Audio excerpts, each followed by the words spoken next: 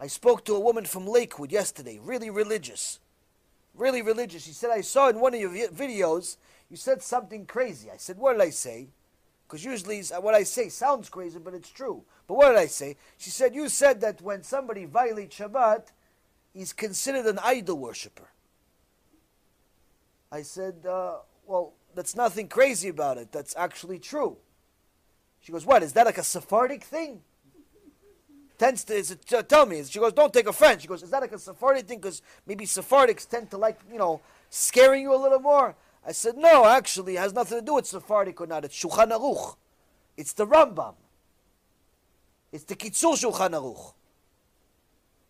It's Mishnah Berurah. It's the entire Torah says it. The Rambam writes it in Chot Shabbat, chapter 30, Halacha number 15. Someone that drives to shul is considered 100% an idol worshiper.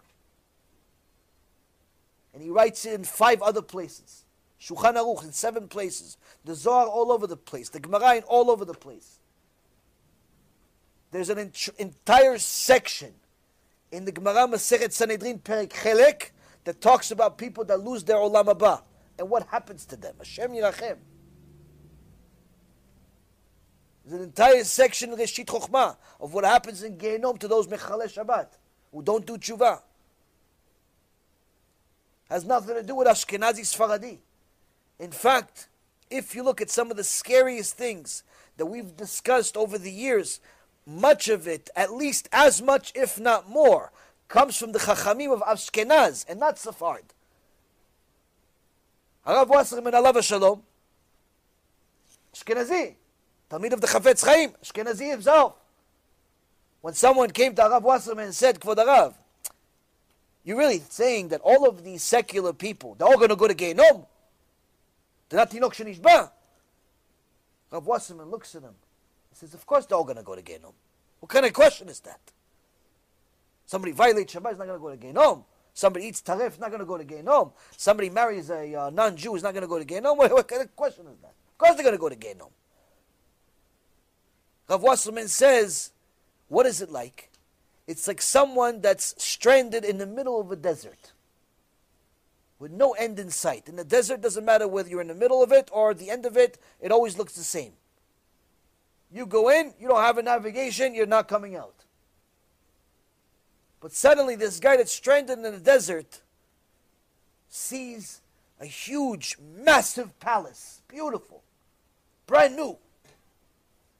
Walks in, hopefully there's going to be something inside, someone's going to offer him a drink, someone's going to save his life. He sees the place is empty, but it's pristine, it's clean, it's beautiful. It's like it was just built right now. Runs around, sees there's jewels all over the floor. Massive diamonds. Gold everywhere. Goes into the kitchen, all of the food is fresh. Like it just came off of the trees, like it was just cooked. He starts grabbing jewels, puts it in his pocket, the steak, the burger, everything. He's eating everything inside, and 1 second later, some big Amalek grabs him by the shoulder and puts him under arrest. Because what are you doing here? Who do you think you are, going to the king's palace and taking stuff? He starts screaming, I didn't know. Okay, tell that to the judge. He brings him to the judge, Rav Wasserman says. And the judge says, what do you plea? He says, I plea I don't know. I didn't know that anybody owned this castle, this palace. I just thought it was just there. The judge says, I'm going to punish you double. 1 for the crime of stealing from the king, and 2 for the stupidity of thinking that the palace was built by itself and no one was in charge of it. Rav Wasserman says there's no such thing as a Tinok Shenishba. Unless he doesn't know he's Jewish, he's not a Tinok Shenishba. There's no such thing. He knows there's a Bet Knesset, he knows there's Shabbat, he knows there's kosher, he knows he's a Jew, he has to follow. He chooses not to, he's going to go to Gehenom. Whether he's a Sfaradi or he's a Ashkenazi, doesn't make a difference. Many of the things that we hear in our Torah are scary, but it has no custom next to it. Has nothing to do with Ashkenazi Sfaradi. It's just that unfortunately in the English language, the only way that you can learn the things that I'm saying is either from the books yourself, you're going to learn it from the books yourself, or you watch my shiur, and Rav Mizrahi shiur. That's it. Once in a while, some other chacham says something here and there.